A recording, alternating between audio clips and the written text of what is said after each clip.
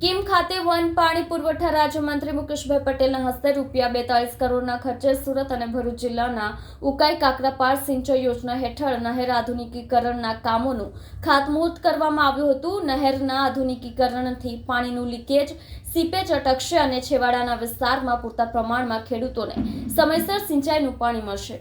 Kim ખાતે one પાણી પુરવઠા રાજ્યમંત્રી મુકેશભાઈ પટેલના હસ્તે ₹42 કરોડના ખર્ચે સુરત અને ભરૂચ જિલ્લાના ઉકાઈ કાકરાપાર સિંચાઈ યોજના હેઠળ નહેર આધુનિકીકરણના કામોનું ખાતમુહૂર્ત કરવામાં આવ્યું હતું।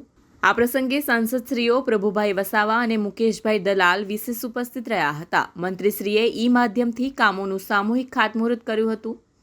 કિમ સહકારી જીન મંડળીના પ્રાંગણમાં આયોજિત સમારોહમાં મંત્રી મુકેશભાઈ પટેલે જણાવ્યું કે દક્ષિણ ગુજરાતના ખેડૂતો સહકારી ક્ષેત્ર સાથે મજબૂત રીતે જોડાયેલા છે।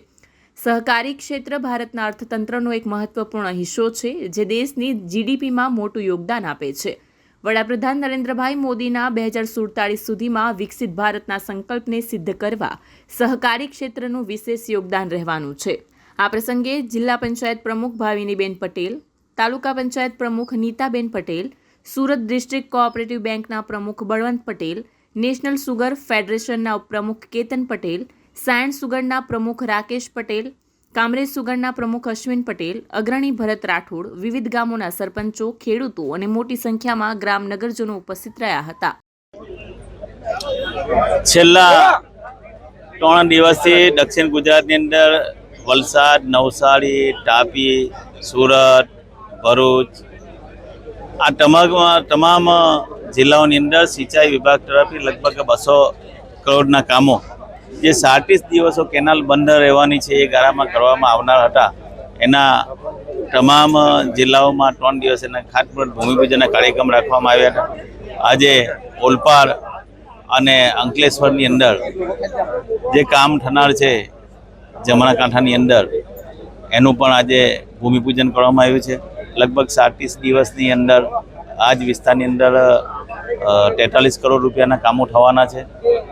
દેશના વડાપ્રધાન નરેન્દ્રભાઈ મોદી સાહેબે 2013-14ની અંદર સમગ્ર ડાબા કાંઠા જમણા કાંઠાની કેનાલો જે ઉકાઈ ડેમની અંદર ખૂબ પ્રમાણમાં પાણી હોય અને ખેડૂત સુધી ના પહોંચે એના માટે દેશના વડાપ્રધાન સાહેબે એક 10 વર્ષની યોજના બનાવી હતી અને જે કેનાલની કેપેસિટી હતી જમણા કાંઠાની વાત કરું તો 2450 ક્યુસેકની કેપેસિટી હતી અને એ કેપેસિટી લગભગ 3650 ક્યુસેક સુધી આપણે લઈ ગયા, જેથી અંકલેશ્વર, હાંસોટ, ઓલપાડ તાલુકાને પાણી મળી રહે, 84 તાલુકાને પાણી મળે એના માટેની આ યોજના બનાવી હતી અને યોજનાને લગભગ પરિપૂર્ણ કરવા આવ્યા છે અને છેક નાકા સુધી ફાંટાની કેનાલ સુધી આપણે આ પાકી પકડવાનો આપણે આયોજન કર્યું છે। અહીંયાના લોકો ખેડૂતોની રજૂઆત કરી, અત્યારે 15 દિવસ હાંસોટની કેનાલમાં આપવું પડે, 15 દિવસ ઓલપાડ વિભાગની કેનાલમાં આપવું પડે, પૂરતા પ્રમાણમાં પાણીની હજી પણ તકલીફ પડે છે। એટલા માટે મારા વિભાગ તરફથી જે જૂના સ્ટ્રક્ચરો છે એ જૂના સ્ટ્રક્ચરો એના નવા કરીને લગભગ એ કેપેસિટી પર 4000 ક્યુસેકની કરવામાં આવશે, જેથી બંને કેનાલો એકસાથે ચાલુ કરવા માટે એ પણ અમે કર્યું છે।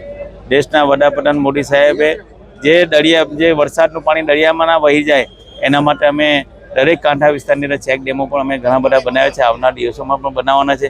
તમે જોયું છે ગત વર્ષે ઓલપાડ તાલુકાની અંદર, હાંસોટની અંદર લગભગ 18000 હેક્ટર ખાલી ઓલપાડમાં ડાંગર પાકવું હતું। ઓલપાડનો એક રેકોર્ડ હતો કે લગભગ 100-200 કરોડથી વધુનું ડાંગરો ઉનાળામાં પહેલી વાર પાક્યું હતું।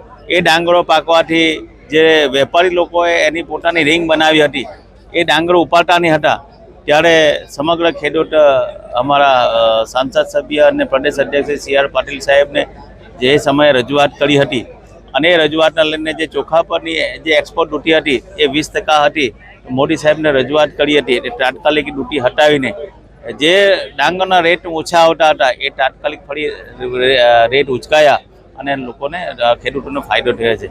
એકમાત્ર મોદી સાહેબ એવા વ્યક્તિ છે કે આજે પણ ઘણા લોકો ખેડૂતોએ કીધું છે કે સન્માન નિધિનું આપવાનું કામ માત્ર દેશના વડાપ્રધાન મોદી સાહેબે કર્યું છે। ખેડૂતોએ મોદી સાહેબનો પણ આભાર માને છે।